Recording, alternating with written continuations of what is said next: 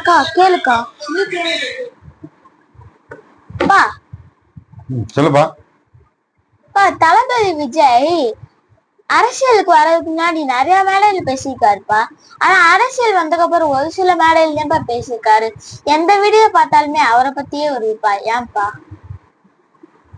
அப்பா ஒரு கதையா சொல்லட்டா? ரெண்டு ராஜா அவங்க சின்ன படையோட ஒரு காட்டுக்கு வேட்டைக்கு போனாங்க.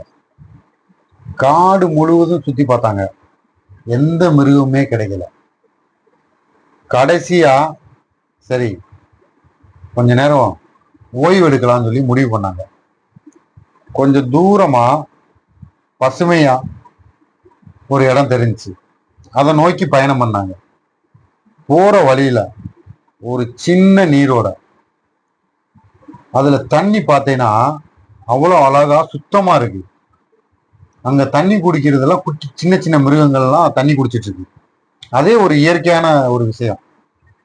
அப்புறம் கொஞ்சம் தூரம் பயணம் பண்ணாங்க. ரெண்டு பெரிய மாமரம். அதுல ஒரு அதிசயம் என்னன்னா, ஒரு மரத்துல காய் இல்ல, ஒரு மரத்துல காய் இருக்கு. முதல் மரத்துல கீழே பார்த்தீங்கன்னா சிங்கம், புலி, கரடி, மாமிச உண்ணிகள் எல்லாம் மான்களை வேட்டையாடி மாடுகளை வேட்டையாடி சாப்பிட்டுட்டு இருக்கு. இந்த பழம் இருக்க மரத்துல அணில், குரங்கு, கிளி, பறவைகள் எல்லாமே பழங்களை சாப்பிடுது. கீழே யானைகள், மான்கள் எல்லாம் பழங்களை சாப்பிடுது. இது ஒரு அதிசயம். அப்புறம் என்ன பண்றாங்க? சாப்பிடுறாங்க. சாப்பிடும்போது அவங்க கூட வந்த ஒருத்தர் என்ன பண்றாருன்னா, பழங்களை கட் பண்ணி ராஜாக்களுக்கு கொடுக்குறாங்க. அதை சாப்பிட்டா அறுசுவை உணவுல இது ஒரு ஒரு சுவையா, தனி சுவையா இருக்கு. இப்படி ஒரு பழத்தை இவங்க சாப்பிட்டதே இல்லை. அப்ப ரெண்டு ராஜாவும் என்ன முடிவு பண்றாங்கன்னா, இதுல ஒரு விதையை எடுத்துட்டு போய் நம்ம அரண்மனை தோட்டத்துல வைக்கணும்னு சொல்லி முடிவு பண்றாங்க.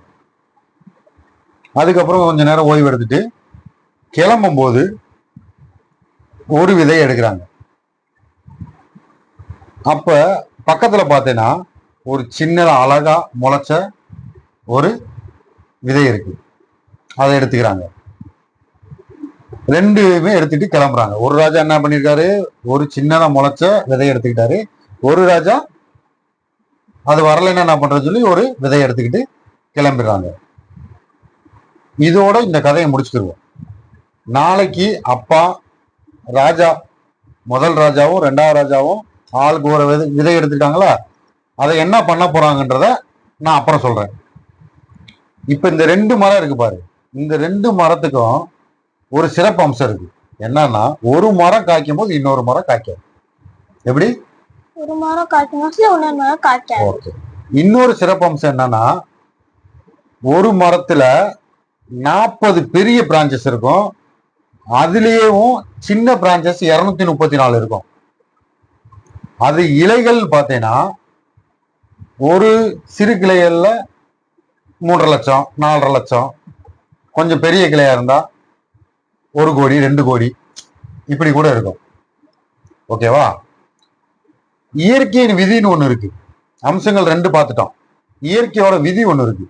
என்னன்னா, ஒரு மரத்துல இருந்து விழுகிற பழம் இருக்கு பாரு, அது அங்கேயே விழுந்து அங்கேயே முளைச்சு பெரிய மரமான சரித்திரமே கிடையாது. ஓகேவா?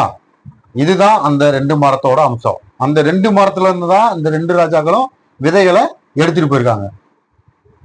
இவங்களை பத்தி நாளைக்கு நம்ம பார்ப்போம். ஓகே, இப்ப டைம் ஆச்சு. Happy new year. Happy new year. Thank you. Happy New Year.